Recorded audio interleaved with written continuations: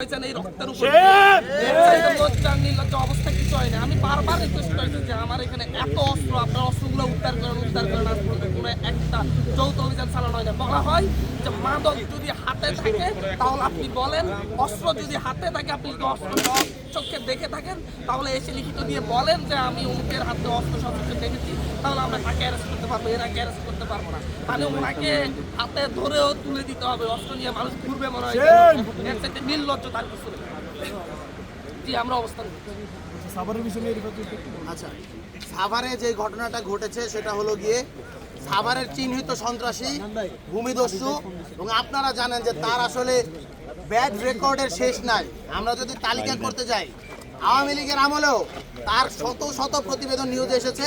সাভারের সন্ত্রাসী রাজীব এবং সমর, এদের বাড়িকে, এদের এলাকাকে এরা এখনো আরেকটা গোপালগঞ্জ করে তুলেছে। আমরা দেখতে পেয়েছিলাম, আমরা যখন খবর পাই কালকে শেখ হাসিনা যখন বলেছে ছাত্র জনতার উপর ওই ফ্যাসিস্ট হাসিনা ভাষণ দেবে, তখন আপনারা দেখেছেন সংক্ষুব্ধ ছাত্র জনতারা আর প্রতিবাদ করে তুলেছে। ধানমন্ডি ৩২ তার উদাহরণ। সেই দেশে সারা দেশেই যেখানে যেখানে আওয়ামী সন্ত্রাসীরা এখনো ঘাপটি মেরে বসে আছে, সেইখানে কিন্তু ছাত্র জনতারা প্রতিরোধ করে তুলেছে। তারই একটি প্রেক্ষাপটের ভিত্তিতে আইন শৃঙ্খলা বাহিনীকেও জানিয়ে সাভারের ছাত্র জনতারা যেইখানের ভিতরে একটি গোপালগঞ্জ করে তোলা হয়েছে, সেই রাজীবের বাড়িতে ছাত্র জনতা যায় এবং সেখানে প্রতিবাদ কর্মসূচি নেয়।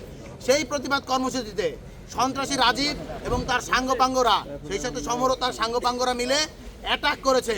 সেখানে আমার আপন ভাই পর্যন্ত আহত হয়েছে। আপনারা দেখতে পেয়েছেন জুলাই গণ অভ্যুত্থানের প্রত্যেকটি সূর্য সন্তানকে টার্গেট করে করে হামলা করছে এরা। যখনই প্রশাসনকে জানানো হয় তারা বলে দেখছি। এই প্রশাসন ব্যর্থ প্রশাসন, ইন্টারিমের স্বরাষ্ট্র উপদেষ্টা আপাতমস্তক ব্যর্থ উপদেষ্টা।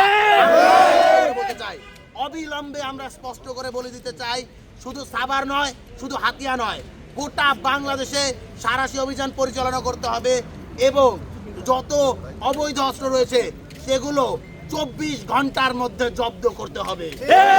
সেই সাথে আমরা বলতে চাই, সারা বাংলাদেশে আওয়ামী সন্ত্রাসীদেরকে এখনো গ্রেফতার করা হয়নি। যারা এজাহারভুক্ত অপরাধী, যাদের উপর ফৌজদারি অপরাধ করেছে, মামলা করেছে, এবং নিষিদ্ধ ছাত্র সংগঠন, জঙ্গি ছাত্র সংগঠন, ছাত্রলীগের প্রত্যেকটি সন্ত্রাসীকে 24 ঘন্টার মধ্যে গ্রেফতার করার জন্য চিরুনি অভিযান পরিচালনা করতে হবে।